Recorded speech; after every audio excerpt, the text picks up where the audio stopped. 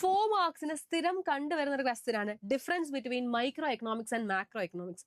എന്താണ് നമുക്ക് നോക്കാം. മൈക്രോ എന്ന് വെച്ചാൽ എന്താ, സ്മോൾ ആണ്. മാക്രോ എന്ന് വെച്ചാൽ എന്താ, ലാർജ് ആണ്. മൈക്രോ എന്ന് വെച്ചാൽ ചെറുത്, മാക്രോ എന്ന് വെച്ചാൽ വലുത്. അത്രയും ഓർക്കുക.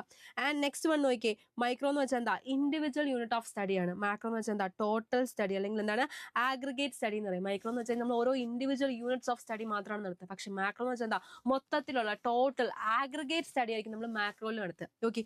ആൻഡ് നെക്സ്റ്റ് നോക്കിയേ, മൈക്രോ എന്ന് വെച്ചാൽ എന്താ, വേംസ് ഐ വ്യൂ. ഒരു പുഴുവിന് എത്രത്തോളം കാണാൻ സാധിക്കും അല്ലെ, അത് മാത്രമേ നമ്മൾ എന്താ മൈക്രോയിൽ പഠിക്കുന്നുള്ളൂ. പക്ഷെ മാക്രോ ആയിക്കോട്ടെ എന്താണ്, ബേർഡ്സ് ഐ വ്യൂ. ഒരു പക്ഷിക്ക് എത്രത്തോളം കാണാൻ സാധിക്കും അത്രത്തോളം നമ്മൾ എന്തിൽ പഠിക്കുന്നുണ്ട്, നമ്മൾ മാക്രോയിൽ പഠിക്കുന്നുണ്ട്.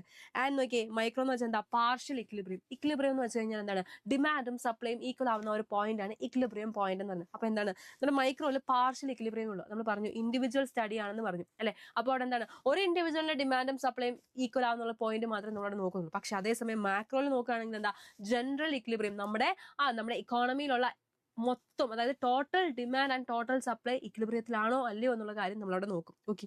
ആൻഡ് മൈക്രോന്റെ എക്സാമ്പിൾ ആണ് നമുക്ക് പറയാം എന്താണ്, നമുക്ക് പറയാം യെസ്, ഇൻഡിവിജ്വൽ ഇൻകം നമുക്ക് പറയാം. അതുപോലെ തന്നെ എന്താണ്, ഒരുപാട് കാര്യങ്ങൾ നമുക്കറിയാം. Price of a pen, demand for a fridge, ഇങ്ങനെയുള്ള കാര്യങ്ങൾ പറയാം. ഒരു യൂണിറ്റ് ഓഫ് സ്റ്റഡി മാത്രം, ഒരു ഇൻഡിവിജ്വൽ യൂണിറ്റ് ഓഫ് സ്റ്റഡി മാത്രമാണെങ്കിൽ അതിനെ നമുക്ക് മൈക്രോ എന്ന് പറയും. പക്ഷെ മാക്രോ എന്ന് വെച്ചാൽ എന്താ, നാഷണൽ ഇൻകം, GDP, ഇങ്ങനെയുള്ള കാര്യങ്ങളൊക്കെ എന്താണ്, അതൊക്കെ മാക്രോന്റെ എക്സാമ്പിൾസ് ആണ്. ഓക്കെ. അങ്ങനെയെങ്കിൽ മൈക്രോ എക്കണോമിക്സിന്റെ മറ്റൊരു പേര് നിങ്ങൾ താഴത്തെ കമന്റ് ബോക്സിൽ കമന്റ് ചെയ്യുക.